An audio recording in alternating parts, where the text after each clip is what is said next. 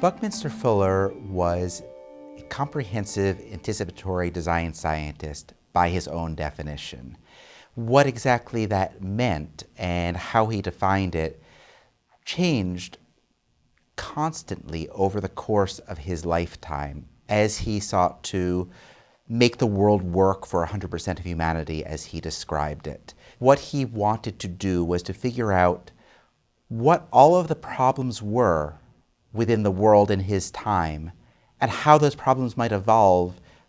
over time and what sort of technologies might be available that could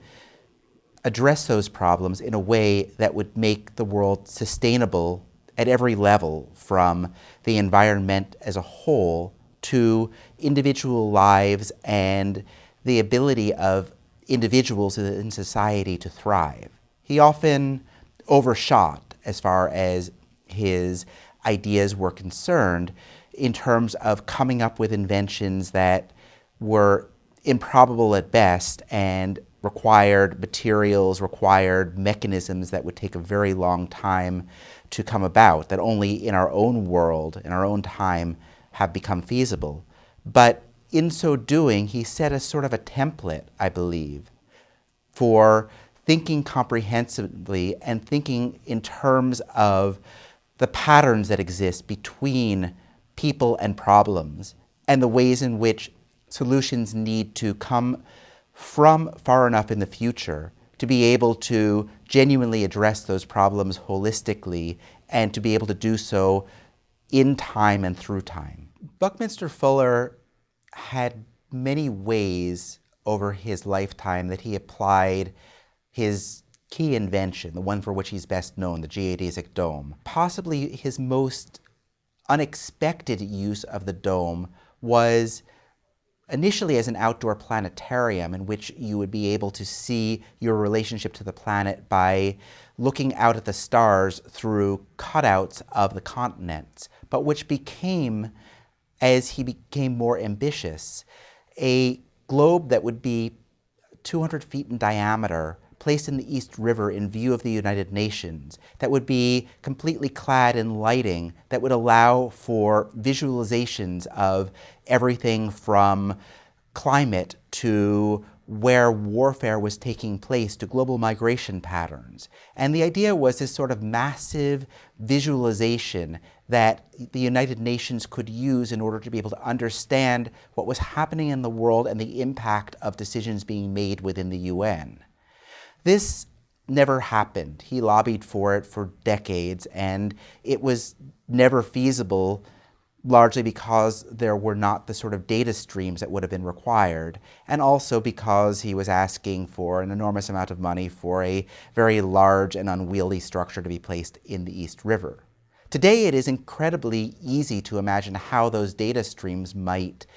be drawn from sensor networks that are ubiquitous throughout the world, making use of the internet.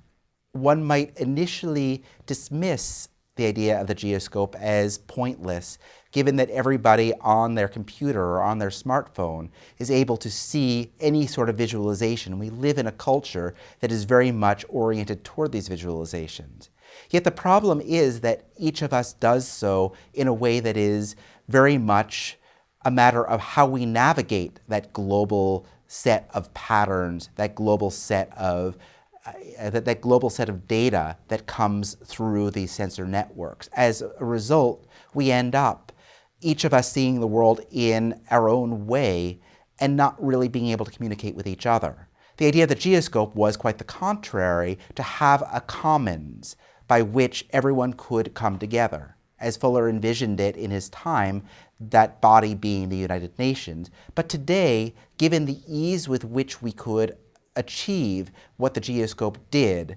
both in terms of data feed and also in terms of visualization of that data, it becomes something that could happen in any city, and that I believe needs to happen in every city. What I foresee is a future in which every city has what I call a data park, which is a park that is at scale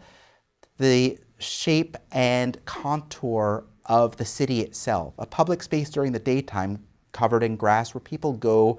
and do what you would do in a park. But at night, where the ground is illuminated with colored LEDs, all of which are networked in a way that it becomes possible to visualize the data of the city, microclimates and how they interact, energy usage and how that may correlate with the possibility of harvesting energy through solar and other alternate energy sources, gentrification, all of these issues that we tend only to see through the narrow confines of what interests us and our own beliefs by way of our own computer or smartphone. For this to be a public space in which people can come together and see that data for their city, while simultaneously seeing a geoscope in miniature that maps the same data for the entire planet and therefore creates an interrelationship between the place in which you live and the planet as a whole. To me, this data park becomes a way in which to take the spirit of Buckminster Fuller and this idea that we need to understand the world through pattern recognition, but it has to happen collectively in order for collective action to take place.